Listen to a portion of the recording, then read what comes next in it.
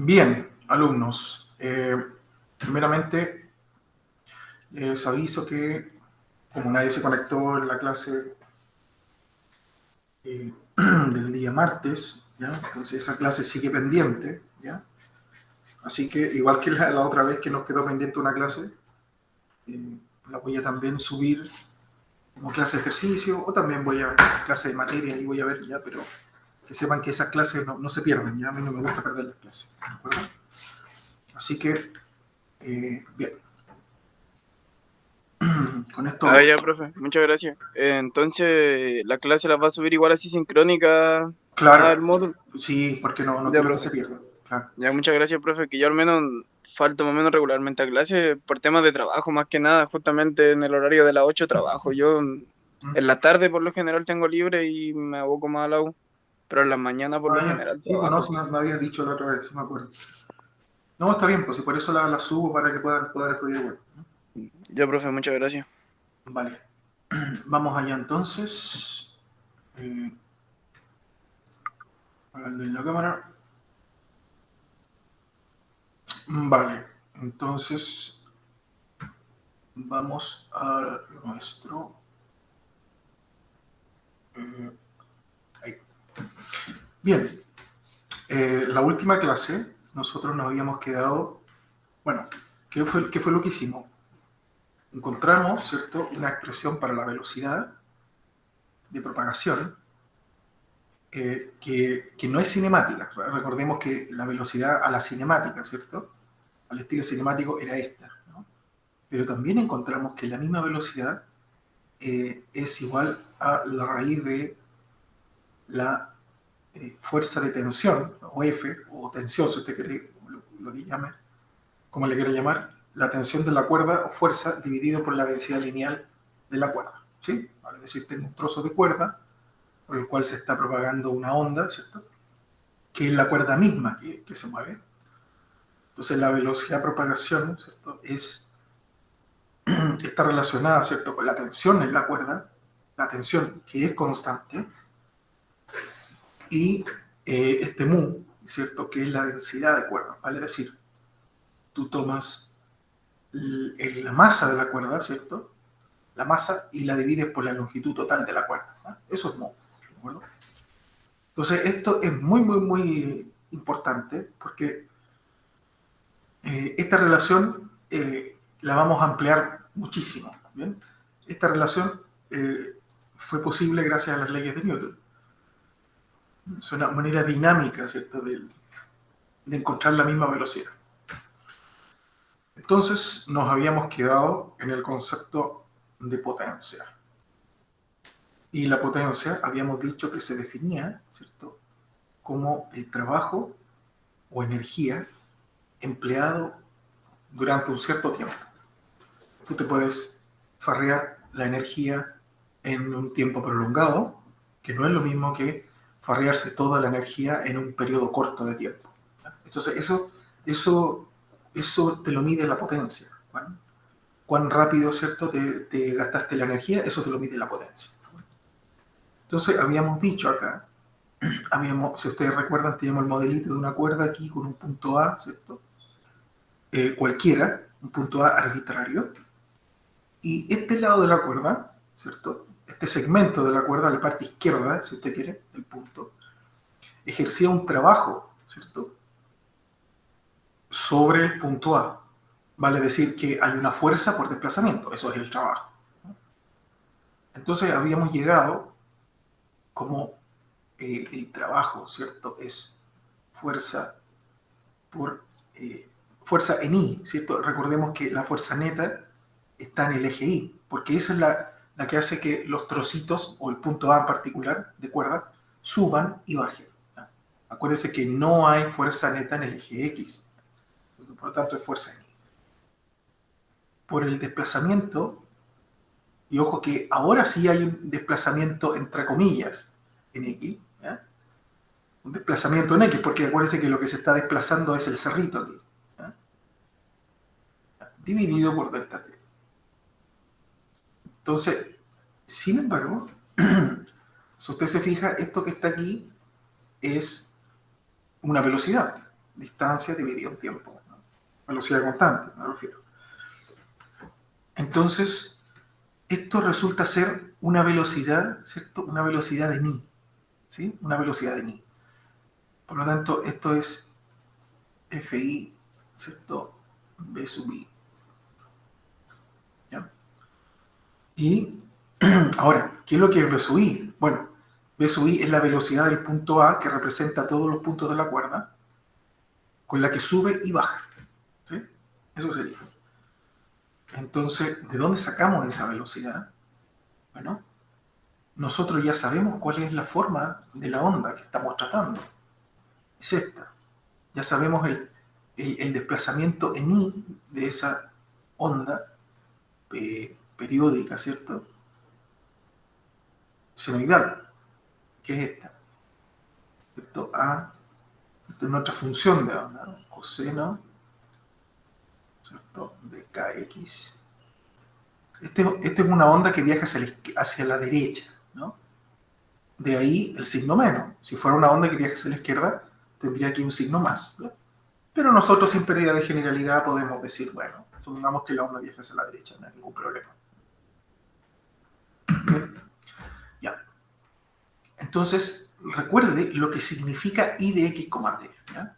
Recuerde que eso significa, si aquí tengo un cerrito grande, ¿cierto? Este I lo que te da es la altura de un punto, supongamos ese, cualquiera, un trocito de cuerda, ¿cierto? Esa altura I en un cierto x, ¿cierto? Y en un cierto instante de tiempo, dada por esta función, ¿cierto? Lo que te da esta función de onda es la altura de ese puntito, ¿ya? Si usted quiere aquí, puede tomar el eje x, ¿cierto? Y aquí puede tomar el eje y, ¿cierto? Pasando por el punto en cuestión. Entonces tú dices, bueno, aquí estará, no sé, aquí estará el... ya, ok, hagamos para que sea más simple, hagamos el eje y ahí. Hagamos, para que sea más coherente. Está el puntito A. Entonces uno dice, bueno, este punto A tiene un cierto X, ¿no? Un cierto X, que sería ese X. ¿No? Y también tiene una cierta alturita, ¿cierto? Una cierta alturita en un cierto tiempo. Yo le saco una, acuérdense que la onda se mueve, así que yo le saco una foto en un cierto tiempo. Y entonces este I lo que me da es esta altura. ¿No? Pero lo cierto es que este punto A sube y baja en el tiempo, se mueve. Por lo tanto, la velocidad, esta que está aquí, ¿cierto? Se puede obtener derivando esta función respecto al tiempo. Acuérdense que la velocidad se define, ¿cierto?, como la derivada de la posición respecto al tiempo. Esa es la definición de velocidad que usted conoce de física 1. Entonces, la velocidad, ¿cierto?, en I, la velocidad en I, no es otra cosa que dI a dt. Y note que estoy usando el símbolo de derivada parcial, ¿ya? Simplemente porque estoy derivando una función de dos variables, ¿cierto?, independientes, ¿no?, x y t. Estoy derivándola respecto al tiempo. Entonces tengo que usar derivar respecto a y, respecto al tiempo, derivar y respecto al tiempo, manteniendo x constante. Eso es lo que yo simbolizo con este símbolo aquí, ¿no? Derivada parcial. Entonces, la derivada, ¿cierto? La derivada de coseno es menos seno, y al derivar aquí lo de adentro, ¿cierto?,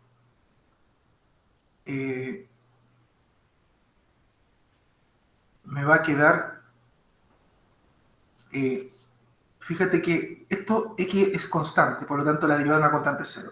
Y la derivada respecto al tiempo de aquí, de esta fase, de aquí dentro, me va a quedar menos omega. ¿Sí? Entonces, vamos viendo, me va a quedar a, la derivada de coseno es menos seno, ok, ya, menos seno, vamos haciéndolo por parte, de kx menos omega t. Acuérdese la regla de la cadena al derivar. Yo derivo la función de afuera y después derivo la de adentro, ¿no? En este caso la de adentro sería esta, kx menos omega t.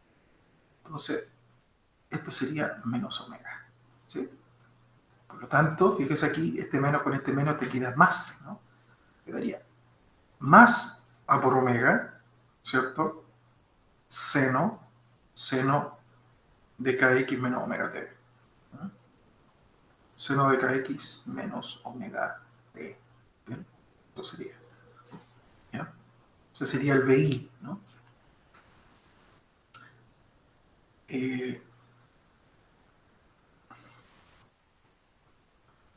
Ya. Entonces, esto sería el BI. Ahora, la pregunta es, ¿qué es FI? ¿Sí? Entonces, si ustedes recuerdan, en la última clase, ¿cierto? Nosotros habíamos llegado a una expresión para FI, ¿sí? Usando las leyes de Newton, ¿cierto? Yo lo estoy recordando, esto está en la última clase. Este FI resultó ser menos F, ¿no? Vale decir, menos la tensión de la cuerda, que no se olvide que es constante, por DI, lo estoy citando, esto ya está hecho, ¿cierto? DI a dx. Y no nos olvidemos nunca que nosotros estamos fijándonos en un punto A de la cuerda, un punto de la cuerda. O sea, estamos calculando la potencia en un punto A, ni siquiera estamos calculando la potencia en toda la cuerda, que claro, esa es nuestra intención, pero todavía estamos inmaduros para eso. Así que lo único que podemos hacer es decir que esta es la potencia en el punto A. ¿Bien? Todo esto está en el punto A, ¿de acuerdo? Por lo tanto, este FI, ¿cierto? Es correcto, es menos F de I, ¿cierto? De I de X, ¿ya? Y como ya dijimos antes, este BI, este V sub I, ¿cierto? Es de I a de T. ¿Ya? Después lo reemplazo por eso. Por ahora voy a dejarlo expresado, ¿no? Es de I a de T. ¿Ya? Y no olvidar que todo eso está en el punto A. ¿Ya? Todo eso es la potencia de un punto de la cuerda. ¿Ya? Después nos la vamos a arreglar para calcular la potencia en la cuerda completa. ¿Ya? Recuerde que, tal como yo dije en la clase pasada, nuestra intención es calcular la energía transportada por la cuerda. ¿Sí? Y entonces en medio de la clase vimos que era más conveniente calcular la potencia, ¿ya? La potencia desarrollada, que obviamente está relacionada con la energía. ¿Bien? Entonces, ese es el camino que tomamos. ¿Bien? Y desde ahí vamos a ver al final de esta clase que una vez que tengamos claro el concepto de potencia, vamos a ir al concepto de intensidad, que es una cantidad que se usa para medir la energía transportada por una onda por unidad de área. ¿Sí? Por unidad de área. ¿Qué área? Bueno, lo vamos a ver. ¿Ya? Entonces me quedo con esto por ahora, ¿cierto? La potencia de un punto A de la cuerda. ¿Bien? Ahora, fíjese que esto que está acá, el de I a de T, acabo de calcularlo, es eso. Me falta calcular el de I a de X. ¿Bien? Entonces, calculémoslo al tiro. Porque ya tengo la función y ahora tengo que derivarla respecto a X. ¿Sí? Entonces hagamos la misma pega que hicimos con derivar respecto a T. Ahora, lo mismo, la derivada de coseno es menos seno, así que me va a quedar menos a seno, ¿cierto? Por lo de adentro, ¿cierto? Se respeta lo de adentro. Se respeta lo de adentro. ¿Ya? Pero tengo que derivar ahora respecto a X todo lo de adentro. Como T ahora está siendo considerado constante, por lo tanto, la derivada respecto a X de lo de adentro, de la fase, me queda K, simplemente. ¿No? Queda K. O sea, ¿cierto? Que esto es, ¿cierto? Menos A por K por el seno de Kx menos omega t. Muy bien. Muy bien. Ya. Y ahora estamos listos para meter todo en la parrilla. Esto y esto acá. Por lo tanto, ¿cierto? La potencia en el punto A, para no olvidarnos que en el punto A, ¿cierto? Me va quedando menos F, ¿cierto? Fíjate que aquí menos F por la multiplicación de estas dos cosas, pero esta es negativa, por lo tanto este menos, con este menos te va a quedar más, ¿no? Entonces te va a quedar más F, ¿cierto? Por la multiplicación de estas dos cosas que te quedaría al cuadrado, ¿cierto? Omega K, todas las constantes primero, ¿cierto? Todas son constantes. Por, fíjese, el seno cuadrado, ¿no? Por el seno cuadrado de la fase, que es kx menos omega t. ¿Ya? Entonces, y por supuesto, esto es el punto A. ¿Ya? Ya. Entonces, fíjese lo que tenemos aquí. ¿Ya? Antes de seguir calculando, tenemos que analizar qué significa esta expresión que tenemos. Primero, esta potencia, que es la potencia en el punto A de una cuerda, insisto, el punto A de una cuerda, depende de la X y depende del tiempo, ¿vale? Es decir, depende de la posición de este punto. No es lo mismo la potencia si el punto estuviera aquí, o estuviera aquí, o estuviera aquí. Recuerda que esas son las posiciones en X. ¿Ya? Me estoy refiriendo a estas posiciones en X. ¿Ya? Son distintas. Por lo tanto, sí depende de X. Y por otro lado, depende del tiempo. ¿Sí? Y esto es bastante obvio si tú lo piensas, porque me estoy fijando en un punto A solamente. Por lo tanto, supongamos que este fuera el punto A. Este punto A lo que hace es subir y bajar. ¡Pup, pup, pup, pup! Así. ¡Pup, pup! A medida que pasa una onda, sube. La onda se fue, baja. Viene la siguiente, sube. La siguiente se fue, baja. Y así se la lleva, ¿no? Subiendo y bajando. Entonces, obviamente, este punto A tiene un X fijo, ¿cierto? Este sería en este caso. Pero va cambiando en el tiempo la altura, ¿no? ¿Sí? Entonces, la potencia de ese punto A es natural, ¿cierto? Es esperable que dependa de X y dependa de T. ¿Ya? Ahora, lo que yo busco, ¿ya? ¿Cuál es mi intención? La intención mía es encontrar la potencia. ¿Ya? Bueno, la intención primaria era la energía, pero ya vimos que encontrar la energía eh, no es tan fácil. La energía seca, digo. ¿Ya?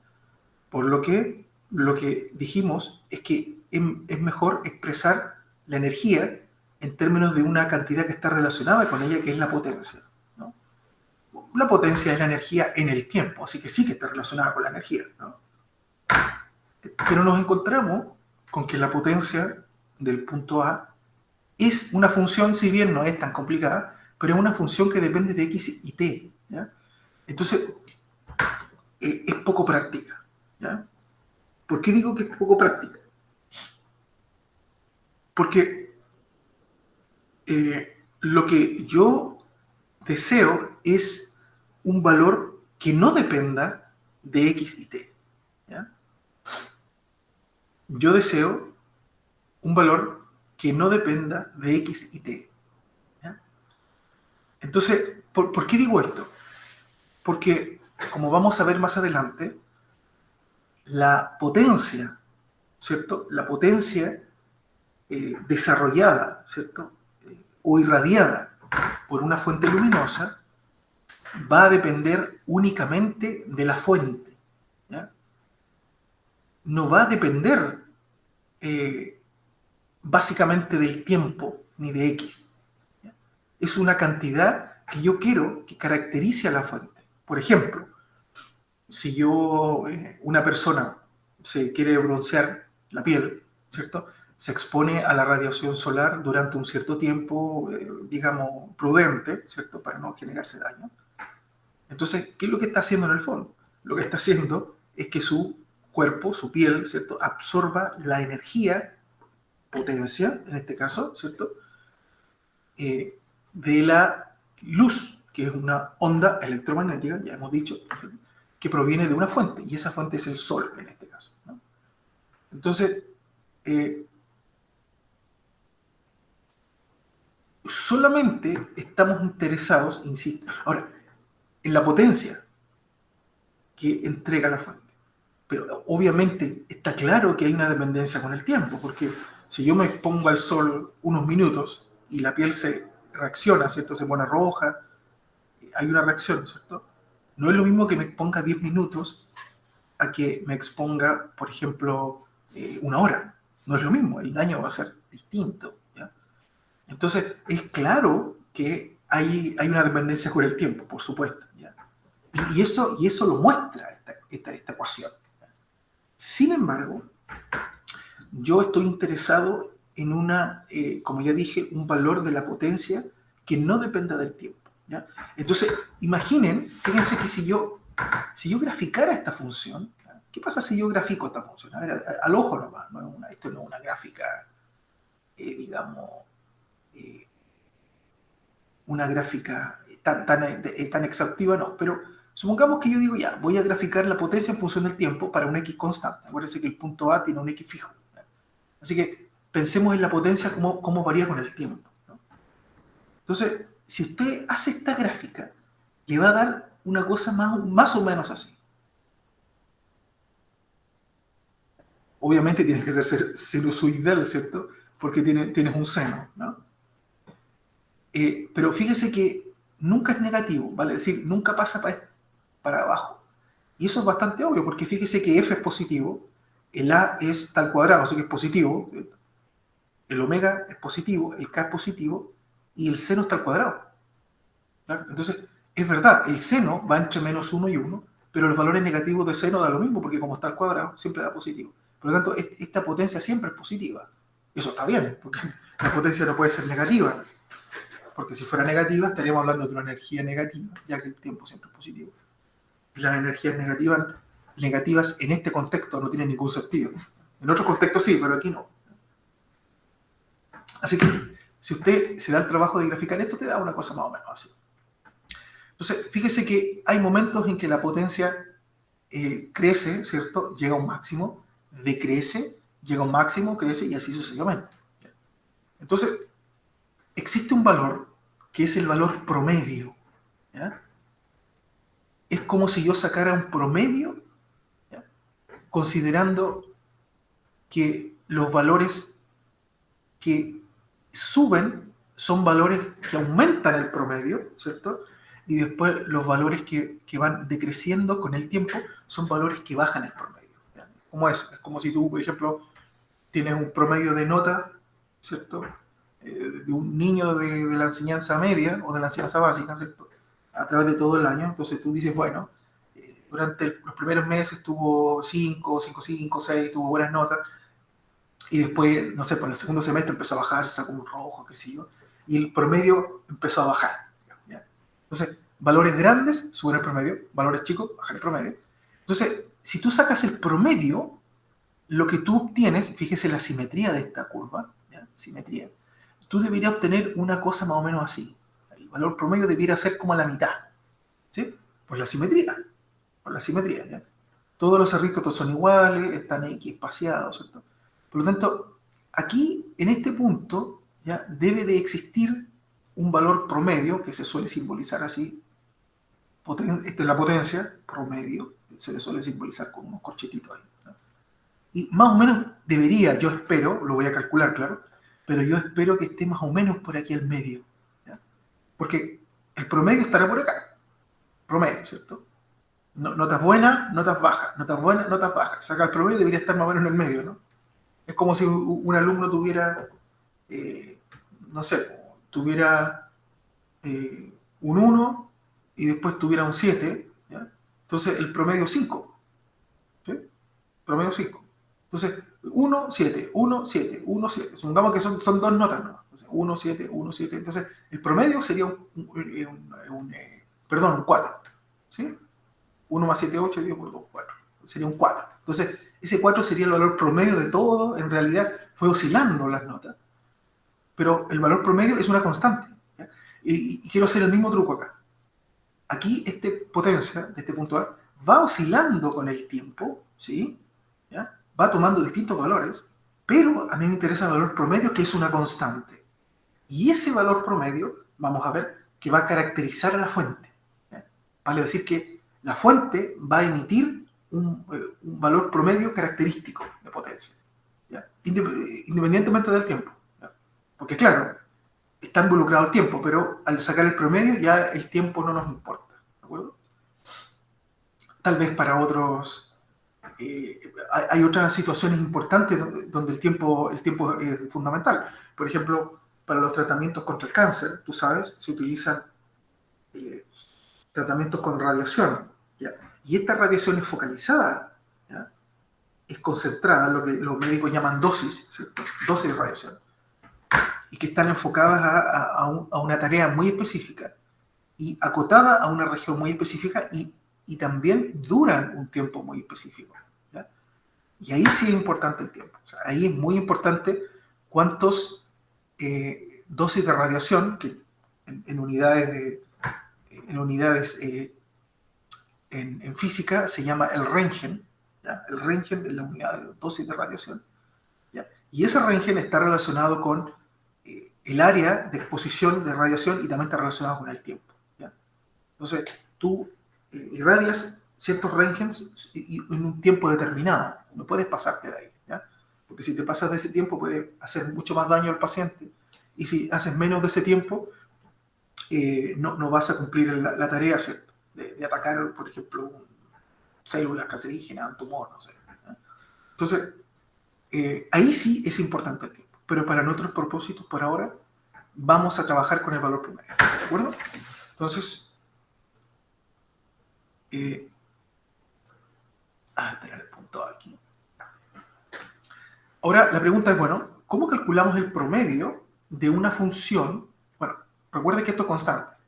Así que el valor promedio en realidad tiene que ser el valor promedio de seno cuadrado de esto, ¿ya? Entonces, ¿qué nos dicen los matemáticos? Ellos nos enseñan que el valor promedio, ¿cierto?, de una función, vamos a llamarla así, en general, el valor promedio de una función periódica, ¿cierto?, de una función periódica, llamémosle f, ¿ya? Donde f es una función periódica, como esta, ¿ya? Tiene una formulita. Usted sabe que toda función periódica tiene un periodo, ¿sí? Vale decir, tiene digamos, un ciclo, ¿sí? Por ejemplo, aquí, si yo tomo esta función, este ciclo sería ahí, digamos, ahí se cumple un ciclo, ¿sí? O bien, elijo otro punto, por ejemplo, cualquier punto. Hago el recorrido y llego a su punto homólogo al cerro del lado, ese es un ciclo, así. Entonces, toda función periódica tiene un ciclo, ¿ya? Entonces, ¿cómo detecto yo cuál es el ciclo? Bueno, es la distancia que pasa cuando la función se repite, ¿ya? Por ejemplo, ¿cuál será el ciclo de la función seno de x? ¿Ya? Si yo recuerdo cuál es la función seno de x, ¿cierto? El seno es 0 cuando x igual a 0. Es 1 cuando x vale 90 grados, ¿sí? O pi medio. Y vuelve a ser 0, ¿cierto? Vuelve a ser 0 cuando la función,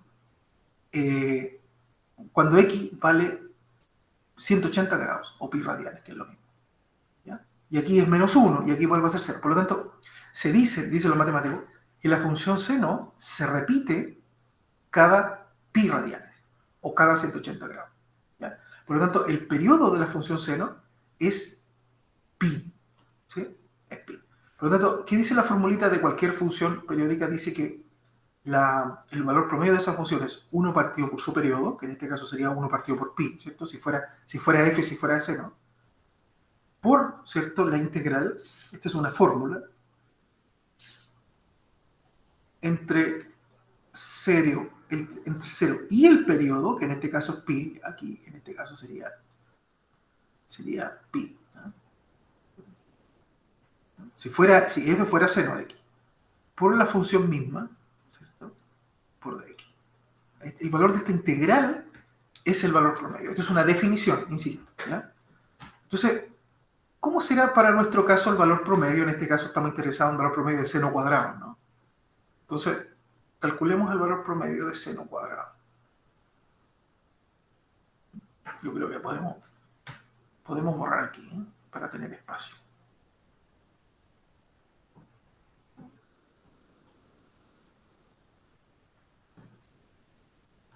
Entonces, vamos a calcular el valor promedio. Uy, me quedé con rojo. El valor promedio de la función seno cuadrado, ¿cierto? De esto, de kx menos omega t.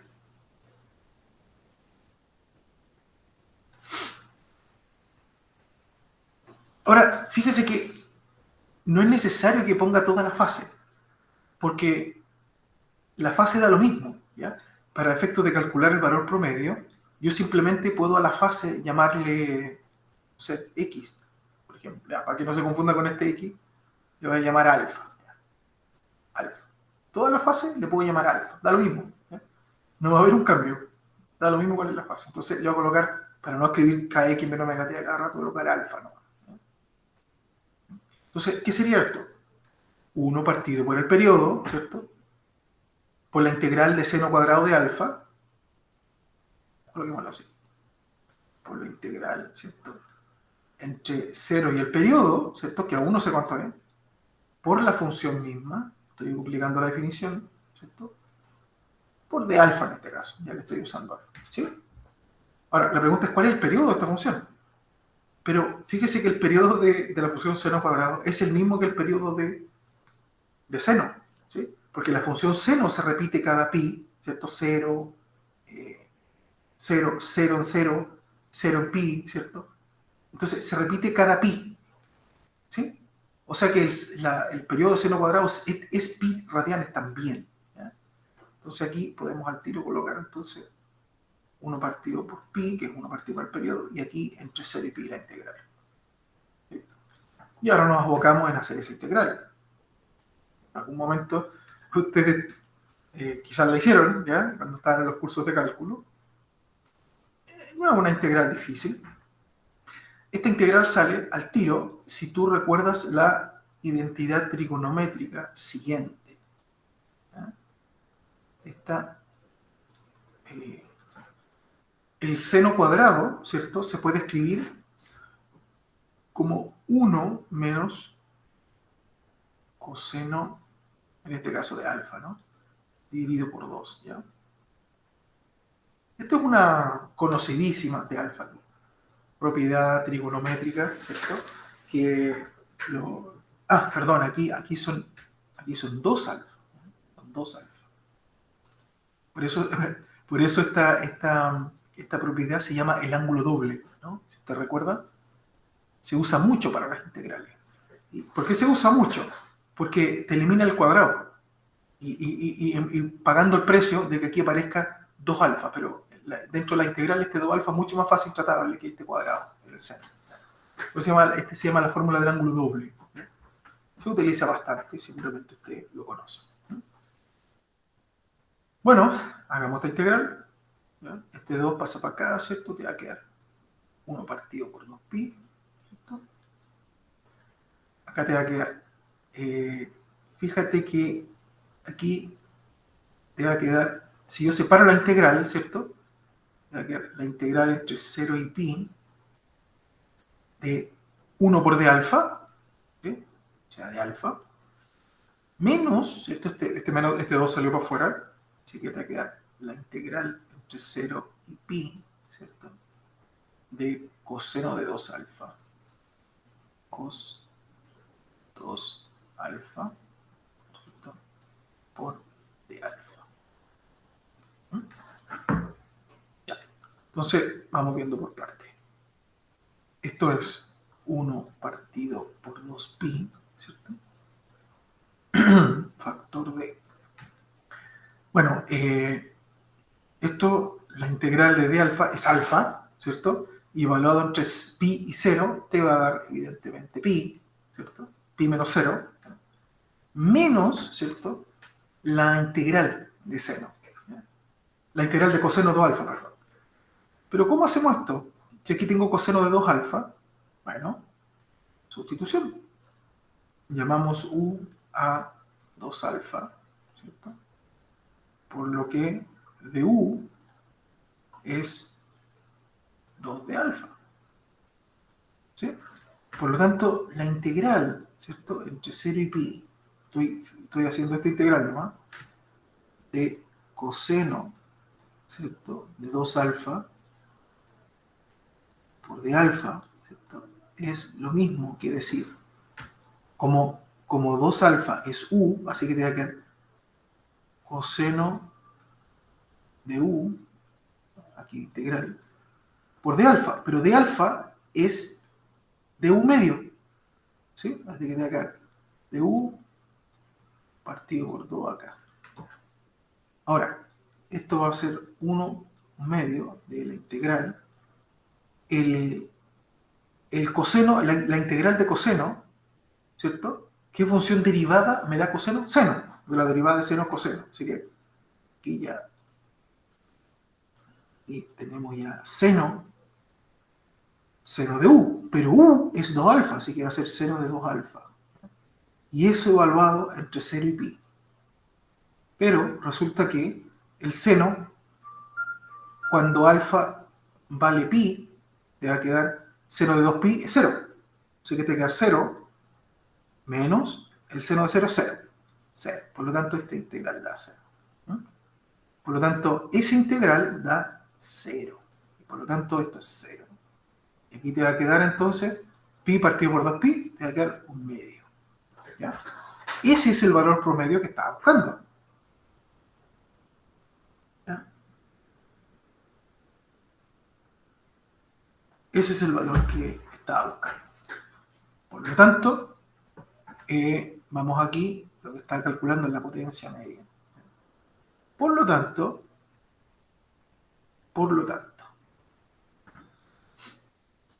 la potencia, aquí, vamos a seguir aquí. Por lo tanto, esto implica, ¿cierto?, que la potencia media ahora, ¿ya? Y fíjese ahora que no coloco el punto A, porque ahora ya no estoy calculando la potencia en el punto A, estoy calculando la potencia media, ¿cierto?, en todo el periodo, ¿ya? Sería, bueno, esta constante, ¿cierto?, F por A cuadrado, ¿cierto?, por omega, por K, por el valor medio de seno cuadrado, que nos dio un medio, ¿sí? Por lo tanto, esto por un medio, ¿sí? Ya.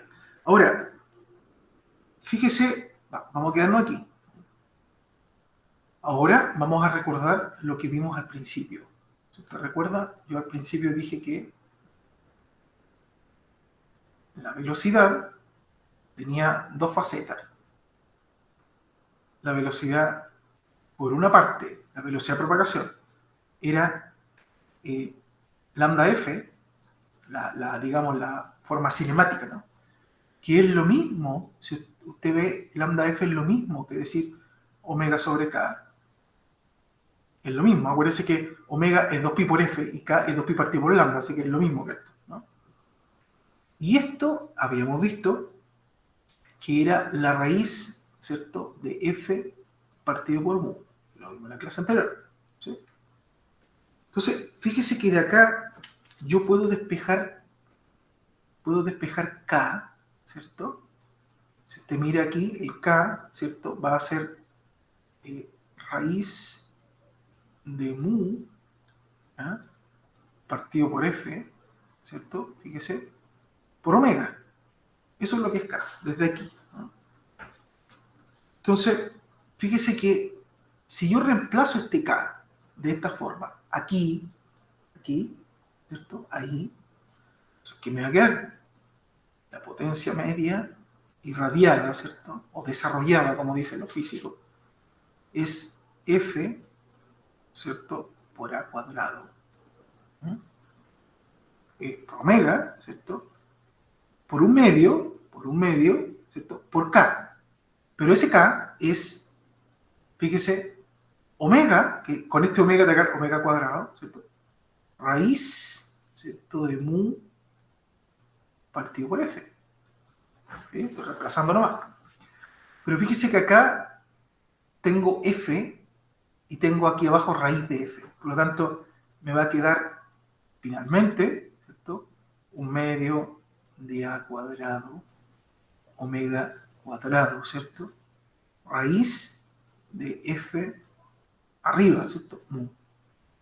¿Eh? Ahí de f. Y ese es el valor con el que me voy a quedar. ¿Ya? Ahora, ¿por qué le quise dar esta forma? Porque aquí hay una discusión muy importante que quiero hacer. Resulta que yo he estado todo el curso alardeando sobre la similitud, ¿cierto?, que tienen las ondas mecánicas, que es la que estamos estudiando, con las ondas electromagnéticas de luz. Y entonces he alardeado mucho, he dicho, bueno, que el espacio mismo es como una cuerda, ¿cierto? Pero nadie sabe cómo es, pero las ondas electromagnéticas son muy parecidas, incluso la velocidad satisface la misma ecuación de onda, ¿cierto?, que la d cuadrado i a dx cuadrado, ¿cierto?, igual a 1 partido por la velocidad al cuadrado de la segunda derivada en el tiempo, ¿no?, de la función de onda. Entonces he alardeado mucho, pero resulta que aquí nos encontramos con una, ¿cierto?, de las grandes diferencias que hay entre las ondas mecánicas y las ondas electromagnéticas. ¿Ya? Ya, primero partamos por las similitudes. ¿Ya? Si tú calculas la potencia media, cosa que nosotros no podemos hacer porque escapa de este curso, pero si tú haces este mismo trabajo para las ondas electromagnéticas usando las ecuaciones de Maxwell, te encuentras con que la potencia irradiada, en el caso de las ondas electromagnéticas, la luz, ¿cierto?, también resulta ser proporcional a la amplitud al cuadrado. Eso es un punto en común, ¿ya? Resultan ser proporcionales a la amplitud al cuadrado. Pero, en el caso de las ondas electromagnéticas, no aparece la frecuencia angular, ¿ya?, o la frecuencia usual. Acuérdense que la frecuencia angular es pariente de la frecuencia normal, digamos, usual, son parientes. No aparece la omega. En cambio, en el caso de las ondas mecánicas sí aparece la omega. ¿Ya? Esta es una diferencia grande entre la potencia irradiada por una fuente lumínica y la potencia por un medio material, por ejemplo, una cuerda. ¿Ya? Entonces, aquí llegamos, ¿cierto?, a la primera diferencia grande, ¿ya?, entre las dos ondas. O sea, nuestra equivalencia, ¿cierto?, nuestra inspiración de que las ondas electromagnéticas y las ondas mecánicas tiene un límite. ¿Ah? Tiene un límite. O sea, hay una diferencia escondida, ¿cierto?, entre la onda lumínica y la onda mecánica. Y bueno, y en algún momento tenías que encontrarte con eso, porque toma en cuenta que las ondas electromagnéticas son campos eléctricos y magnéticos que viajan por el espacio. ¿Y qué es lo que es un campo? Bueno, un campo es un vector. Y es un vector en el espacio. O sea, es una cantidad invisible, definida en el espacio. Que tú no la ves, pero por supuesto está ahí porque puedes sentir sus efectos. ¿Ya? En el caso que tú te bronceas al sol, esos son campos electromagnéticos que te están bombardeando la piel y esos efectos se notan. ¿Sí? Cuando usas tu celular también estás recibiendo ondas electromagnéticas que son campos eléctricos y magnéticos, otra vez, y te permiten comunicarte con las personas, ¿no? Entonces, sí que existen. Claro que no los vemos, pero podemos calcular su potencia, podemos calcular su velocidad, lo que sea. ¿Ya? Podemos emplearla para nuestra vida diaria usando el conocimiento matemático que tenemos de las ecuaciones de Maxwell. Y no necesitamos verlas para usarlas. ¿Ya? Esa es la magia del electromagnetismo. ¿Ya? Que no necesitas verlo para usarlo. Y de la física en general. Nosotros usamos los átomos, usamos los electrones para generar corriente, y todo sin ver. Aunque claro, obviamente una persona puede ver más o menos de forma externa cómo es un átomo a través de un microscopio sofisticado, pero no se ve a simple vista, digamos. Y sin embargo, la usamos todo el tiempo, ¿ya? Para nuestro beneficio, ¿ya? Ok. ¿Dudas? ¿Preguntas? ¿Hasta aquí? ¿Dudas? ¿No hay dudas?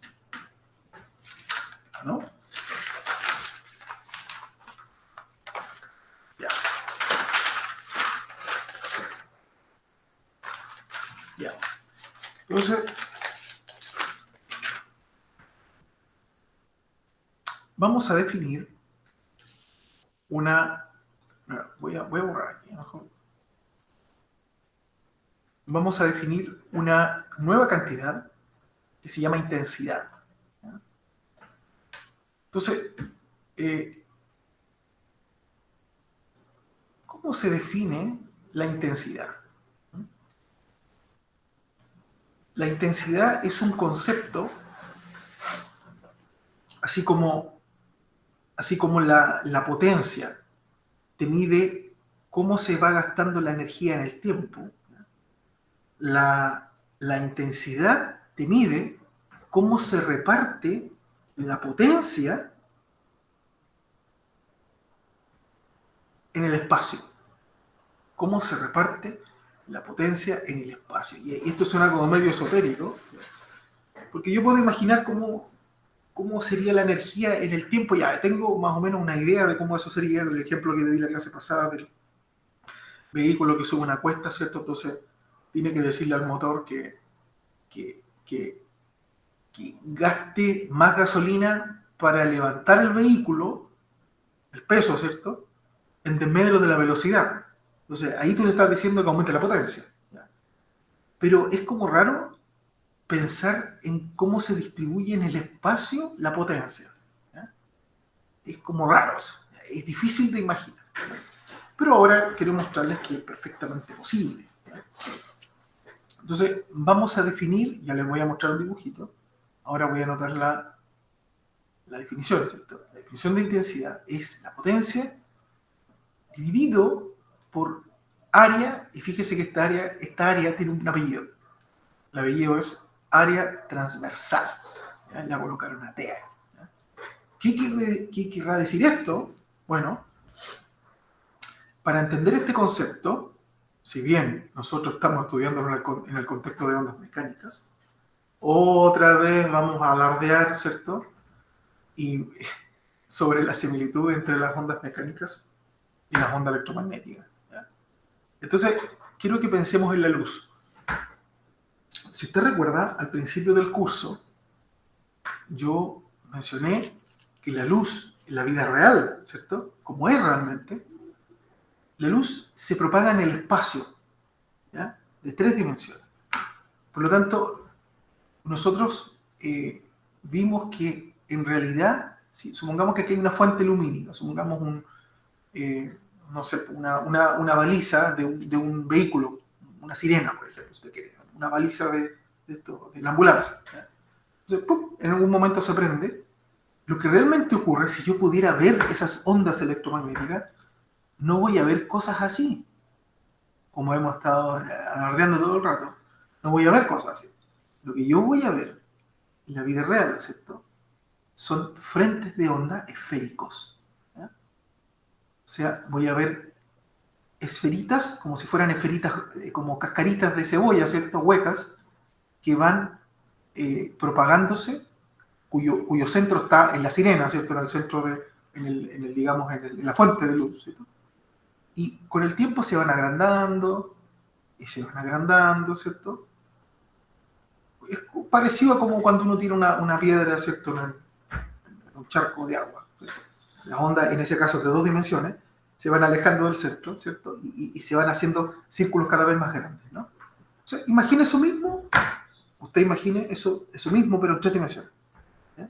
Entonces, tú puedes imaginarte como una cáscara de naranja, ¿cierto? Una fruta que va creciendo, y las cáscaras van creciendo. Y estos son cascos esféricos, ¿ya? Lo que yo dibujé aquí son como es como que yo pusiera una esfera ahí, es como el borde de la esfera, ¿no? Pero estos son esferitas que van creciendo, ¿ya? En el espacio. Tú te puedes imaginar como una esfera que va creciendo. Entonces, estos que están acá se llaman frentes de onda. Esto lo vimos, ¿cierto?, en las primeras clases. Y después yo dije, bueno, mire, para que no nos compliquemos la vida con estos frentes de onda, vamos a hacer un modelo de rayos, ¿sí? Y ahí dije, bueno, toda la línea recta, ¿cierto?, que corta de manera perpendicular a los frentes de onda, ¿cierto?, es lo que vamos a llamar un rayo lumínico, y de ahí en adelante nos pusimos a jugar con los rayos, ¿sí? Entonces ahí vimos los lentes, ¿cierto?, que el rayo se refracta, usamos la geometría, usamos convenios de signo, ahí vino toda la primera prueba, ¿sí? Pero en algún momento hay que volver a la vida real, ¿ya? El modelo de rayos es un modelo que sirve para simplificar.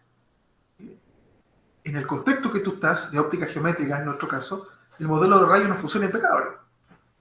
Pero resulta que ahora yo quiero definir esta intensidad y quiero entender qué es, ¿ya? Y para eso yo tengo que entender primero que la energía transportada por esta onda, que son cascaritas esféricas, esa energía, ¿dónde está? ¿Dónde está? ¿Dónde reside esa energía? ¿Ya?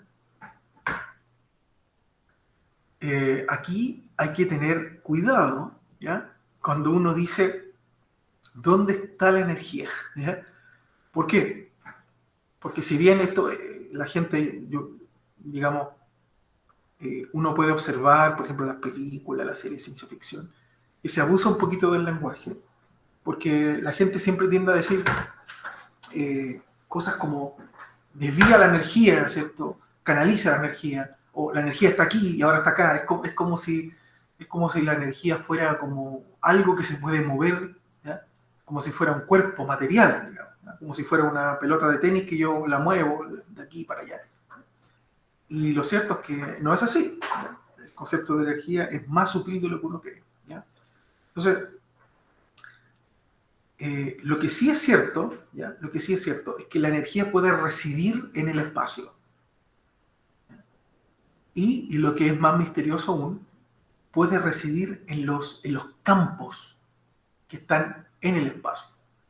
Por ejemplo, un ejemplo clásico es el condensador. No sé si ustedes alcanzaron a ver en Física 2 el concepto de capacidad, ¿cierto? Cuando yo tengo dos placas paralelas, ¿cierto?, y las pongo así, ¿cierto?, dos placas paralelas que las pongo muy cerquita, y entonces entre ellas aparece un campo eléctrico, ¿sí? En Física 2 usted demostró que es un campo uniforme que está así, ¿no? Entonces, ese campo eléctrico guarda la energía de este capacitor, ¿cierto? ¿La guarda dónde? No la guarda en las placas, la guarda aquí entre medio, porque acuérdese que después usted calcula una densidad de energía y usted considera el volumen acá. El área de las placas, que son iguales, por esta distancia D, ¿cierto?, hay aquí un volumen, es como si fuera un volumen imaginario, ¿no? En ese volumen se guarda la energía, ¿no? Eso es lo que se llama un capacitor o un condensador. Este condensador es un artilugio re importante en electrónica. Si usted ha visto, alguna vez viste un televisor antiguo, si tú lo desarmas y miras cómo está hecho, te vas a encontrar, no sé, una tableta de circuitos más o menos así, que tiene varias cosas acá, y realmente tiene como un condensador aquí que parecen edificios, vistos desde arriba, desde lejos, ¿no? Parecen como pequeños edificios que son. Esos son condensadores. ¿Cuál es la gracia que tienen los condensadores? Que guardan energía, ¿sí? Y es como que fuera un almacén de energía, ¿ya? Como si tú guardaras energía en el refrigerador, ¿cierto?, para ocupar cuando tú quieras, ¿ya? Eso es lo que es un condensador básicamente. Pero lo interesante es que esa energía no se guarda en las láminas, se guarda en el campo. O sea, en el espacio vacío que está entre las láminas, no es tan vacío. Hay un campo eléctrico en este caso, que usted de hecho sabe calcular. Parece que el campo eléctrico en este caso, si mal no recuerdo, era algo así como la densidad de las láminas dividido por epsilon sub 0. Básicamente tiene que ver con la densidad de carga de las láminas. Valor constante, porque es un campo eléctrico uniforme. Entonces, esa energía reside en el volumen, ¿ya? Entonces, ahí es un concepto delicado, pero uno puede imaginar que la energía está en el campo. Y realmente está, porque cuando tú estudias descarga de un condensador, tú calculas cómo la energía eléctrica sale de este condensador y se transforma en corriente eléctrica. ¿Ya? Y entonces tú puedes estudiar la carga y descarga de un condensador. Eso se estudia, digamos, a veces en física 2 se alcanza a ver, a veces no. ¿Ya?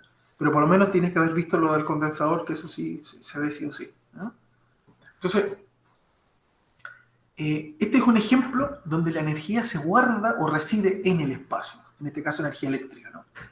Ahora estamos hablando de energía lumínica, que está escondida aquí en la potencia. ¿No? Entonces, aquí el espacio donde se va a repartir la energía, donde se va a guardar, ¿cierto? Van a ser en estas superficies esféricas. ¿Ya? Esta superficie, supongamos que yo le saco una foto a en este momento, ¿cierto? El frente de onda va aquí. En otro momento va a estar acá, en otro momento aquí, va a ir creciendo, ¿no? Supongamos que en este momento yo le saco una foto al frente de onda. Entonces, el área en donde donde va a residir la energía, ¿cierto? Que está en la potencia, ¿cierto? Donde va a residir la potencia, va a ser esa, un área chiquitita. ¿Ya?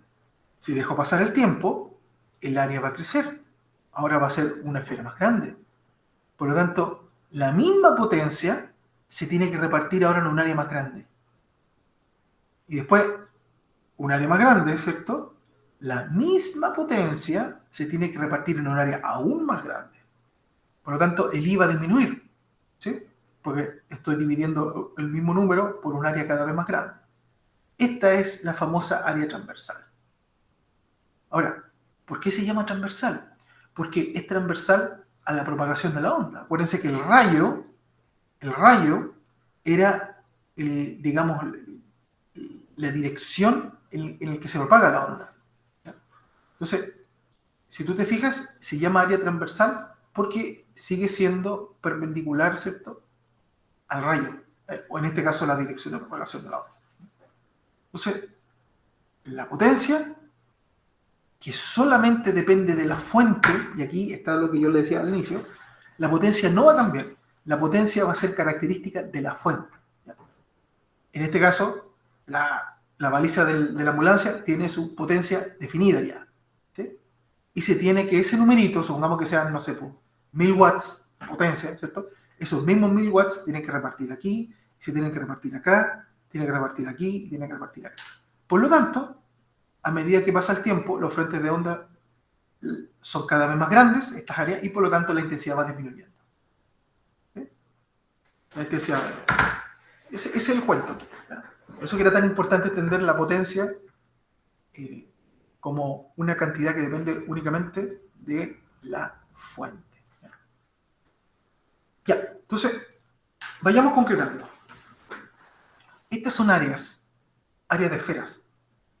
Y todo el mundo sabe, por geometría básica, que el área de una esfera es 4pi por el radio de esa esfera al cuadrado. Es una relación geométrica que nos enseñan en la ciencia básica, ¿no? Parece un cubo, al cuadrado. Es al cuadrado. ¿Ya? Lo enseñan esto en geometría básica. ¿No? Así que calculemos la intensidad. ¿Ya? Por ejemplo, aquí, en esta área, llamémosle, supongamos que esta esfera, ¿cierto?, tiene radio R1. ¿Ya? Digamos la primera foto que le saqué. ¿Ya? Por lo tanto, el I1, ¿cierto?, de la foto 1, del área 1, va a ser la potencia de la fuente, que es constante, por eso no le coloco P1 aquí, es la potencia de la fuente, dividido por el área 1, ¿cierto? Pero el área 1, como tiene radio 1, va a ser este valor, 4pi por el radio 1 al cuadrado. ¿Sí? Y fíjense que, como ya dije, la potencia es un valor constante que depende solo de la fuente. ¿Ya? Por lo tanto, este I es proporcional, ¿ya?, es un número, por 1 partido por el radio al cuadrado. Esto es una constante aquí, donde P partido por 4pi es una constante, ¿no? Es una constante. Entonces, 1 partido por el radio al cuadrado. O sea, 1 partido por la distancia de la fuente al observador. Supongamos que aquí estás tú y tú recibes esa luz, ¿no? Aquí está la sirena se enciende y un tiempo más tarde tú recibes esa luz y te dices, ah, ahí está la luz de la sirena. Te das cuenta de que llegó, ¿no? Entonces, el radio es la distancia entre tú, el observador, y la fuente. Entonces, esto es muy importante porque después si tú dejas pasar otro tiempo, supongamos R2 aquí, R2. Ahora la misma potencia, como ya dije, se tiene que repartir en un área mayor y por lo tanto la intensidad va a disminuir, ¿ya? Pero lo importante es que esa intensidad disminuye con el cuadrado de la distancia, ¿sí? Disminuye con el cuadrado de la distancia. Igual que como disminuye la gravedad con el cuadrado de la distancia, ¿sí? Y también como disminuye el campo eléctrico, ¿sí? Entonces, si tú recuerdas el campo eléctrico de una carga puntual, también es una constante dividido por la distancia al cuadrado, ¿ya? O sea, esto es bien raro, ¿eh? Bien curioso que la naturaleza, las fuerzas fundamentales, la fuerza de Coulomb, ¿cierto? Y de ahí el campo eléctrico, la fuerza gravitacional y la intensidad lumínica, en este caso, obedecen a la misma ley, que una ley famosa que se llama la ley del inverso del cuadrado, de la distancia, ¿no? Y en este caso, esto no es la excepción. La intensidad lumínica va cayendo con la distancia al cuadrado, ¿sí? Entonces, tú puedes considerar aquí el I2, ¿cierto? Como ya dije, la misma potencia dividido ahora por un área mayor. ¿Cómo será? 4pi R2 al cuadrado, ¿cierto? Y bueno, fíjese que de esta ecuación, como las potencias son las mismas, yo puedo despejar P de aquí y puedo despejar P de aquí e igualar, ¿no? Si despejo P de arriba, te va a quedar I1 por 4pi R1 cuadrado, ¿cierto? Igual a I2 por eso, porque eso sería P, lo mismo de arriba. Entonces sería I2, ¿cierto? Por 4pi R2 al cuadrado. O sea, ahí se te va a los 4pi, ¿cierto? Y fíjate que te queda aquí I1, ¿ya? Dividido por I2.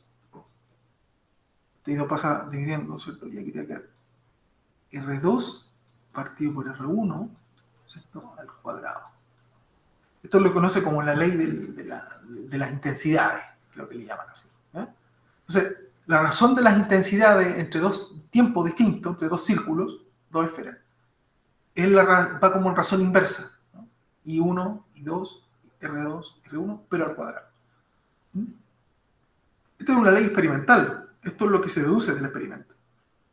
Pero todo lo que está detrás, ¿cierto? El hecho de que la intensidad vaya disminuyendo con el cuadrado de la distancia, tiene que ver finalmente con esta potencia que es la potencia característica de la fuente, media, ¿cierto? Si usted quiere, promedio, repartida en área, ¿eh? Entonces, esta ley es una ley experimental que ahora se puede entender, digamos, desde esta perspectiva. ¿Bien? ¿Preguntas? ¿Alumnos? O alumno, parece que solamente tengo, a ver, ¿cuánto está? Ah, tengo 2 alumnos, qué bien. Preguntas, alumnos. Lo quiero dejar hasta aquí nomás porque ya es suficiente con eso. No los quiero saturar tampoco, ya estamos más o menos a la hora. ¿Preguntas? ¿No? Recuerden que tienen que entregarme el informe, así que no se atrasen con eso. Y bueno, si no hay consultas, entonces nos vemos la próxima semana. Que estén muy bien. Hasta luego.